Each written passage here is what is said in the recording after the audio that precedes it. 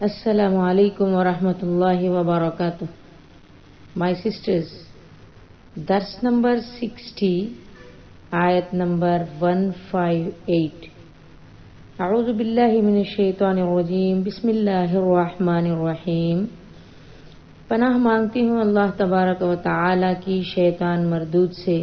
शुरू करती हूँ अल्लाह के नाम से जो निहायत मेहरबान और रहम करने वाला है। कुल या अय्युहन्नासु इन्नी रसूलुल्लाहि इलैकुम जमीअन अल्लज़ी लहू मुल्कुस समावाति वल अर्द ला इलाहा इल्ला हुवा युह्यी व युमीत फ़आमिनू बिल्लाहि व रसूलिहि नबिय्यिल उम्मिय्यि अल्लज़ी युमिनु बिल्लाहि व कलिमातिहि वत्तबिऊहु लअल्लकुम तहतदून। कुल का माना कह दें, या अय्युहन्नास, ए लोगो, इन्नी बेशक मैं रसूलुल्लाही अल्लाह का रसूल हूँ, इलैकुम तुम्हारी तरफ भेजा गया, जमीआन सब लोगों के लिए, अल्लज़ी उसकी तरफ से वो जो, लहू उसकी, मुल्कु बादशाहत, अस्समावाति वल अर्ज़ आसमान और जमीन में है, ला इलाहा नहीं कोई माबूद इल्ला हुआ मगर उसके, युह्यी वो जिंदा करता है, वो युमीतु और मारता है, फ़आमिनु सो तुम ईमान लाओ, बिल्लाही अल्लाह पर, व रसूलिही और उसके रसूल पर, अन्नबिय्यिल उम्मी जो नबी उम्मी है, अल्लज़ी वो जो, युमिनु ईमान रखता है, बिल्लाही अल्लाह पर, व कलिमातिही और उसके तमाम कलाम पर, वत्तबिऊहु और उसकी पैरवी करो, लअल्लकुम ताकि तुम तहतदून हिदायत पाओ। अल्लाह फरमाता है, आप कह दीजिए, अल्लाह के नबी से फरमाता है, अपने प्यारे नबी मोहम्मद मुस्तफ़ा सल्लल्लाहु अलैहि वसल्लम से फरमाता है, ऐ नबी आप कह दीजिए, लोगो मैं तुम सब की तरफ उस अल्लाह का रसूल हूँ जो आसमानों और जमीन की सल्तनत का मालिक है, उसके सिवा कोई इलाह यानी माबूद नहीं, वही जिंदा करता है, वही मारता है। लिहाजा अल्लाह और उसके रसूल नबी उम्मी पर ईमान लाओ। नबी उम्मी इसलिए कहा जाता है, मैंने आपको पहले भी बताया है कि हमारे नबी सल्लल्लाहु अलैहि वसल्लम पढ़े लिखे नहीं थे, इसमें भी अल्लाह ताला की एक हिकमत थी। उम्मी यानी बगैर पढ़े लिखे आदमी को कहा जाता है। हमारे नबी सल्लल्लाहु अलैहि वसल्लम को अल्लाह तबारक व तआला ने बिना पढ़ा लिखा क्यों रखा था? इसलिए कि अगर आप पढ़े लिखे होते तो मुशरिकीन मक्का, यहूद और नसारा ये कहते कि आप सल्लल्लाहु अलैहि वसल्लम अपनी तालीम के बलबूते पर अल्लाह का नबी होने का दावा करते हैं। इसलिए अल्लाह तबारक व तआला ने आपको उम्मी रखा, जिससे उन लोगों को यकीन हो जाए कि ये तो बिना पढ़ा लिखा है, इतना इल्म ये कैसे बोल सकता है। ये उसी वक्त बोल सकता है जब अल्लाह ताला इन पर अपने वही नाजिल करे। माय सिस्टर्स, अल्लाह फरमाता है, लिहाजा अल्लाह और उसके रसूल नबी उम्मी पर ईमान लाओ, जो अल्लाह और उसके रसूल के इरशादात पर, जो अल्लाह और उसके अल्लाह ताला के इरशादात पर ईमान लाता है, अल्लाह ताला के फरमान पर ईमान लाता है और उसी की पैरवी करो, उम्मीद है कि तुम सीधा रास्ता पाओगे। हाँ, तो आप सल्लल्लाहु अलैहि वसल्लम ता क़यामत और तमाम लोगों के लिए रसूल हैं।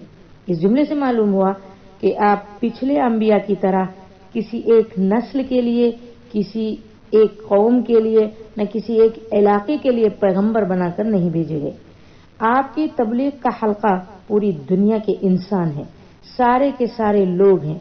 आप वक्ती तौर पर किसी मखसूस जमाने के लिए पैगंबर नहीं बना के भेजे गए, बल्कि आप सल्लल्लाहु अलैहि वसल्लम क़यामत तक के लिए पैगंबर हैं और आपकी रिसालत का काम ता क़यामत जारी रहेगा, क्योंकि आप खातमुन नबीयीन हैं। आपके बाद कोई नबी अल्लाह की तरफ से आने वाला नहीं, और अगर कोई नबूवत का दावा करेगा तो वो झूठा और कज़्ज़ाब होगा। आपने अपनी जिंदगी भर तबलीग रिसालत का फरीजा अंजाम दिया।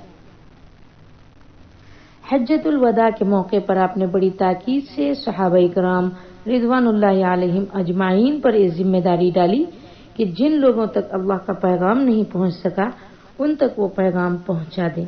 لہذا اب اس امت کی ذمہ داری ہے کہ وہ اسلام کی دعوت کو دنیا کے کونے کونے تک پہنچانے کا کام سر انجام دیں، اور اس کام کے لیے جو ممکن ذرائع اختیار کیے جا سکتے ہوں وہ کیے جائیں۔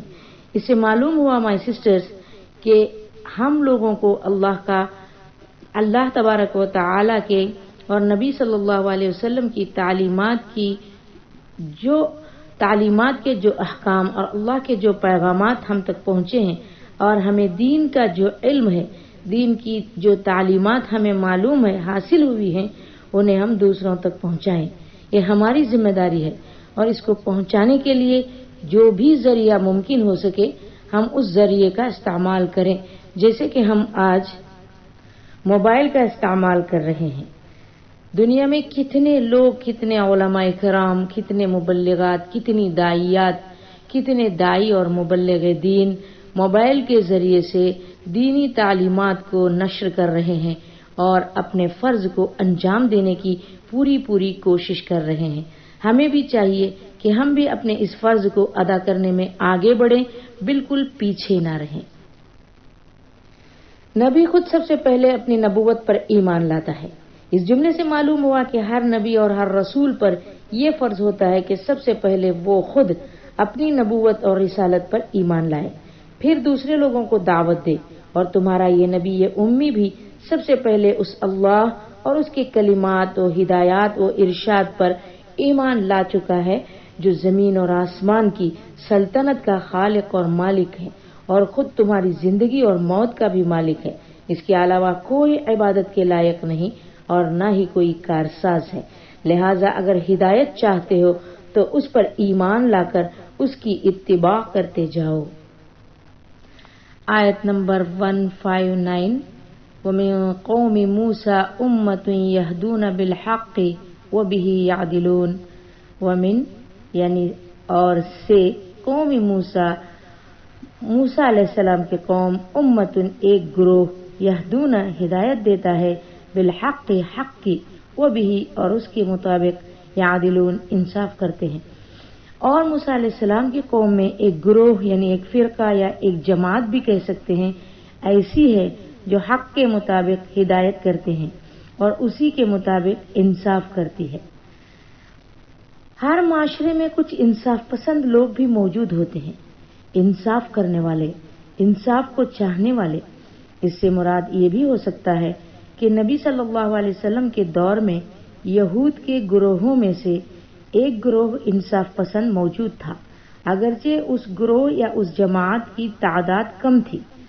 البتہ اس آیت کو صرف نبی صلی اللہ علیہ وسلم کے دور سے مخصوص کرنے کی کوئی وجہ نہیں، بلکہ موسیٰ علیہ السلام کی قوم میں نبی صلی اللہ علیہ وسلم کے دور تک ایک ایسا انصاف پسند گروہ یا جماعت موجود رہی ہے، تو یہ زیادہ مناسب ہوگا، جیسا کہ رسول اللہ صلی اللہ علیہ وسلم نے فرمایا کہ اگرچہ میری امت 73 یعنی 73 فرقوں میں بٹ جائے گی، تاہم ان میں سے ایک گروہ ایسا ہوگا جو تا قیامت حق پر قائم رہے گا۔ ایک بار پھر بتا دوں، گروہ کا معنی آپ اسے جماعت کہہ سکتے ہیں، ایک جماعت یا ایک فرقہ ایسا ہوگا جو تا قیامت یعنی قیامت تک قائم رہے گا۔ جب بنی اسرائیل میں گوشالہ پرستی ہوئی، یعنی گائے کے بچڑے کی پرستش یا پوجا کرنے لگے اور اس کی وجہ سے وہ بڑے شرک میں مبتلا ہو گئے، تو اس وقت بھی ان لوگوں میں ایک جماعت انصاف پسند تھی جو دوسروں کو ہدایت کر رہی تھی، ان لوگوں کو تلقین کر رہی تھی کہ دیکھو تم جو ایک گوشالہ پرستش کر رہے ہو یہ مناسب نہیں ہے۔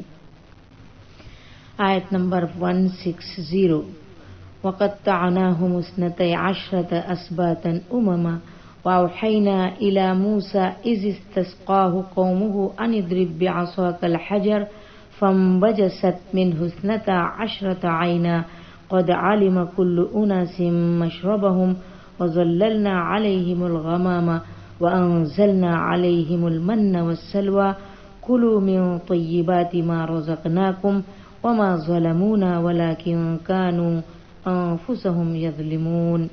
وَقَطَّعْنَاهُمْ اور ہم نے جدا کر دیا انہیں، اثنتئی 2، عشرۃ 10 12، اسباتن باپ دادا کی اولاد یعنی قبیلے، اممن جماعت در جماعت، واوحینا اور وحی بھیجی ہم نے الی موسیٰ موسیٰ کی طرف، اذ استسقاہ جب ان سے پانی مانگا، قومہ ان کی قوم نے، ان اضرب کے مارو، بعصاک الحجر اپنی لاٹھی پتھر پر، فانبجست تو پھوٹ نکلے، منہ اس سے، اثنتا عشرۃ 12 عینا چشمے، قد علم جان لیا انہوں نے پہچان لیا، کل اناسن ہر شخص، مشربہم اپنا چشمہ اپنا گھاٹ، وظللنا اور ہم نے سایہ کیا، علیہم ان پر، الغمام ابر کو یعنی بادل کو، وانزلنا اور ہم نے اتارا، علیہم ان پر، من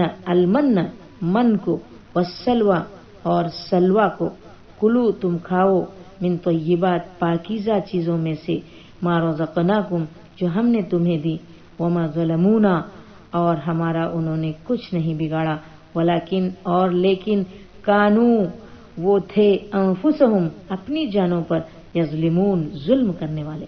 اللہ فرماتا ہے اور ہم نے بنی اسرائیل کے 12 قبیلوں کو 12 جماعتیں ہی بنا دیا تھا، اور جب موسیٰ علیہ السلام سے ان کی قوم نے پانی مانگا تو ہم نے انہیں وحی کی کہ فلاں چٹان پر اپنا عصا اپنی لاٹھی مارو، تو اس چٹان سے 12 چشمے پھوٹ پڑے، اور ہر قبیلے نے اپنا اپنا چشمہ جان لیا۔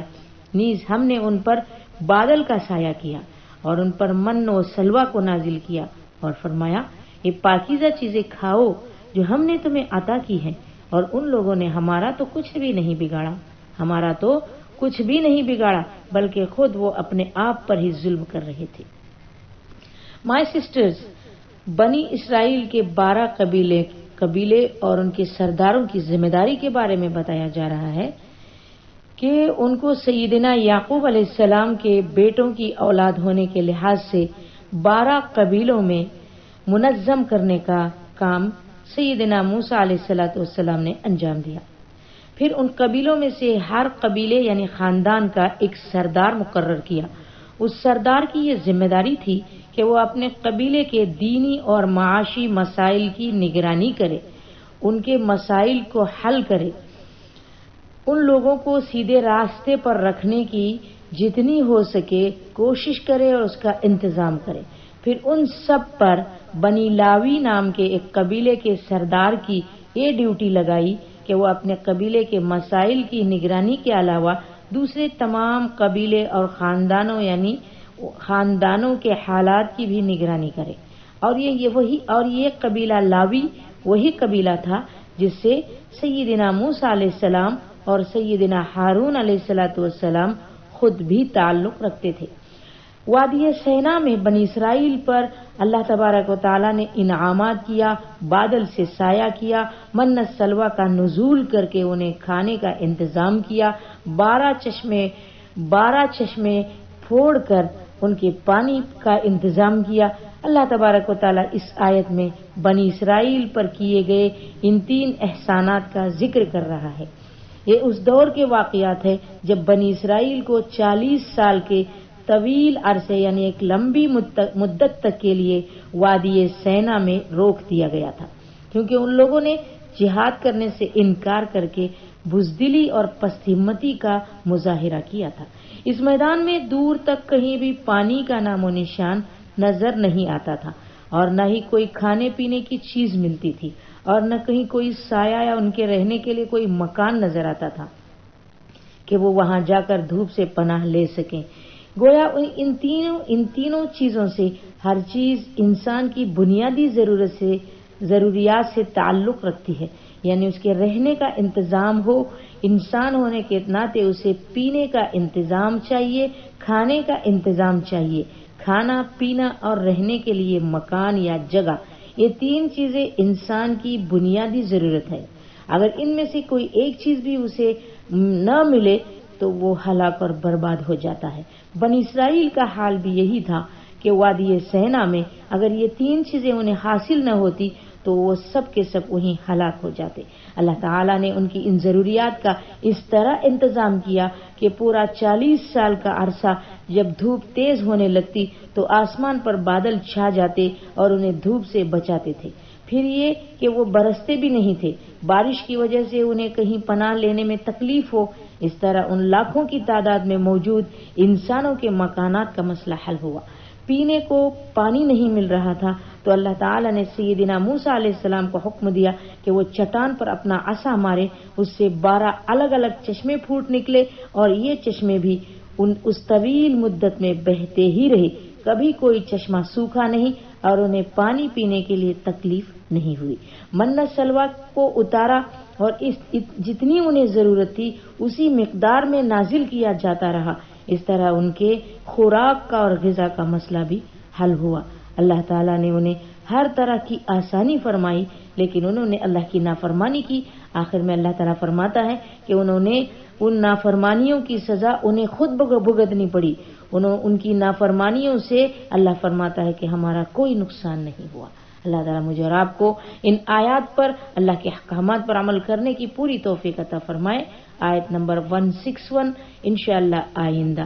والسلام علیکم ورحمۃ اللہ وبرکاتہ۔